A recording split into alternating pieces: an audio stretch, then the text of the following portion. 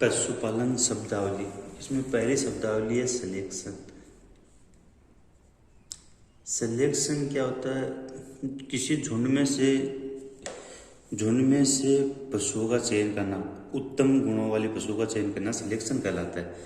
किसी झुंड में से अपने उद्देश्य की प्राप्ति हेतु उत्तम व इच्छित गुणों वाले पशुओं का चयन करना, उत्तम गुणों वाले पशुओं का चयन करना सिलेक्शन कहलाता है। सिलेक्शन क्या होता है? किसी झुंड में से अपने उद्देश्य की प्राप्ति हेतु उत्तम गुणों वाले पशुओं का चयन करना सिलेक्शन कहलाता है। दूसरी परिभाषा है कलिंग। कलिंग क्या होता है? बीमार पशुओं से स्वस्थ पशुओं को अलग करना कलिंग कहलाता है। बीमार पशु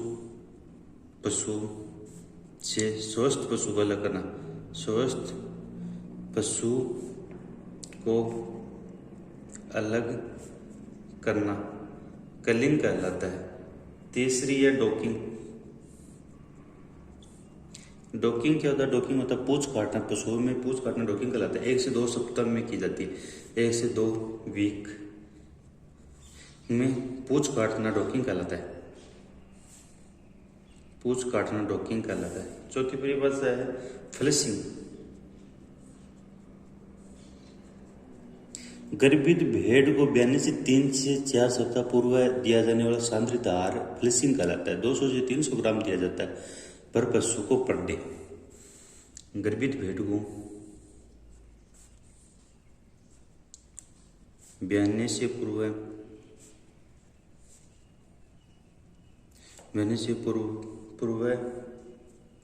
3 से 4 सप्ताह पूर्व अतिरिक्त सांद्रित आहार देना, अतिरिक्त सांद्रित आहार देना फ्लशिंग कहलाता है। 200 से 300 ग्राम। पांचवी है डिपिकिंग।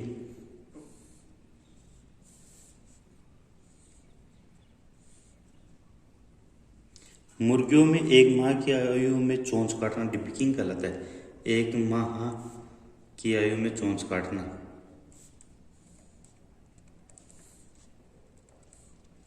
ऊपरी चोंच 1/4 भाग, निचली चोंच 1/8 भाग और चोंच काटने का यंत्र होता है डिपिकर यंत्र। छठी है डीवर्मिंग।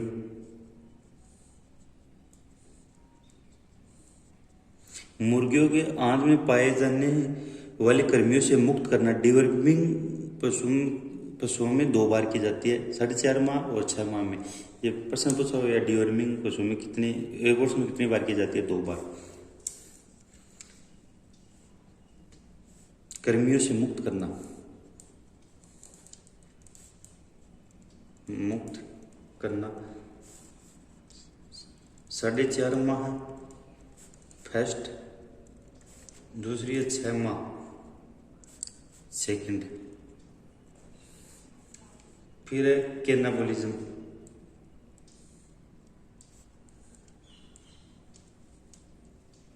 चोंच मारकर पक्षियों को घायल करना मुर्गियों में।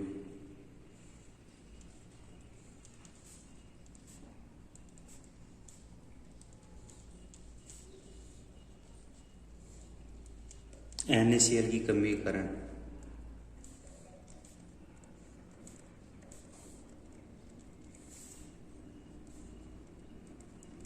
फिर है केपोनाइजेशन, नाइजेशन।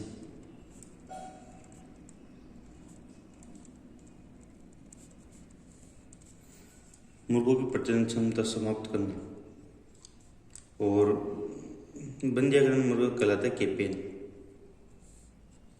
10 माह की उम्र में किया जाता है इसे डाइस्टिलवेस्टल हार्मोन भी काम में लिया जाता है। फिर आती है 9वीं डिसबडिंग या D horning. D horning. Horn मतलब बड को अलग करना, पशुओं में सींग को हटाना। डिस्पडी या डी हॉर्निंग कहलाते हैं। 7 से 15 डेज के आयु में करते हैं। बड रिमूवल। फिर 10 को है डाउन कवर। गर्भावस्था में बछड़ा देने से 15 डेज पूर्व के समय को डाउन कवर कहते हैं। 15 डेज पूर्व ब्याने से समय को डाउन कवर कहते हैं। फिर स्टीमिंग अप, ये सबसे ज्यादा बार पूछा गया स्टीमिंग अप।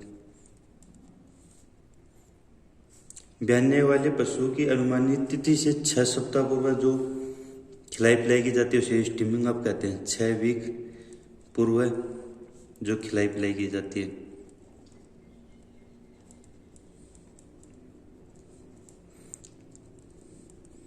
की जाती है उसे स्टीमिंग अप कहते हैं। फिर है कास्टिंग। पशुओं को जमीन पर गिराना, दाएं तरफ गिराते हैं, दाएं तरफ जमीन पर गिराना। कास्टिंग की भी 2 विधियां हैं, रियूफ विधि और बुल्लेज विधि। रियूफ और बुल्लेज।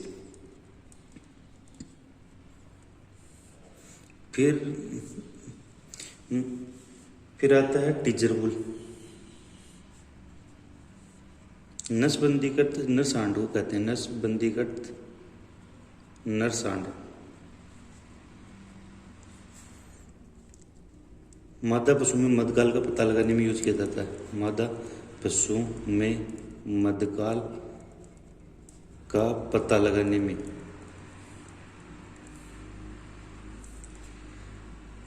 फिर है ग्रूमिंग। बर से साफ करना ग्रूमिंग या खुरारा कहलाता है। रक्त संचार बढ़ाने में यूज किया जाता है ग्रूमिंग या खुरारा। फिर है ग्रिट। ग्रिट है कि संगमरमर के छोटे छोटे मुर्गियों में संगमरमर के छोटे छोटे टुकड़े पक्षियों को खिलाए जाते हैं, उन्हें ग्रिट कहते हैं। मुर्गियों में यूज किया जाता है ग्रिट।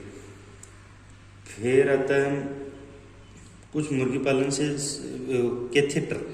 कैथेटर आता है कि छोटे पशुओं में वो मूत्र निकालने के लिए यंत्र काम में ले जाता है कैथेटर। ये LSE में पूछा गया था। फिर 17 नंबर मुर्गी पालन से संबंधित है। कुछ टर्मिनोलॉजी है। एक तो बॉयलर, फिर रोस्टर,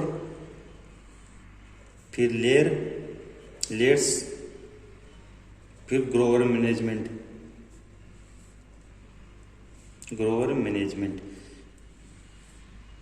ब्रॉयलर होता है मांस उत्पादन खातर। इसकी उम्र होती है 2 माह। 2 माह का होता है तो इसकी 1.5 kg वजन होता है इसका। रोस्टर होता है 9 से 12 वीक का चूजा। 9 से 12 वीक का चूजा। लेट्स होता है कि अंडा उत्पादन के लिए जो मुर्गियां काम में लेती है उसे लेट्स कहते हैं। और 5 से 6 महीने बाद अंडा उत्पादन शुरू होता है और 72वें सप्ताह में अंडा उत्पादन बंद कर देती है, जिसे ब्रूडी हेन कहते हैं। ग्रोवर मैनेजमेंट है। 8 वीक से लेकर उत्पादन आयु तक के चूजे को ग्रोवर कहते हैं। ग्रोवर मैनेजमेंट।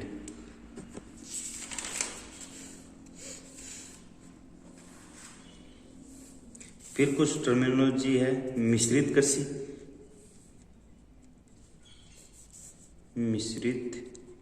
कृषि।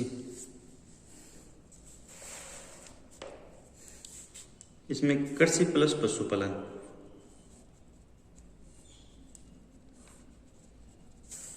फिर ये 21 नंबर। फिर 22 बुलक।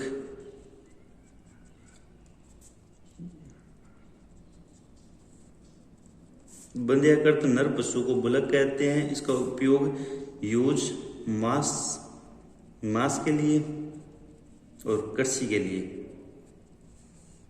ये 22 आपकी टर्मिनोलॉजी थी, शब्दावली जो कृषि प्रयोजक व पशु परिचर के लिए इम्पोर्टेंट है। आपको कैसी लगी कमेंट में बता देना। Thank you.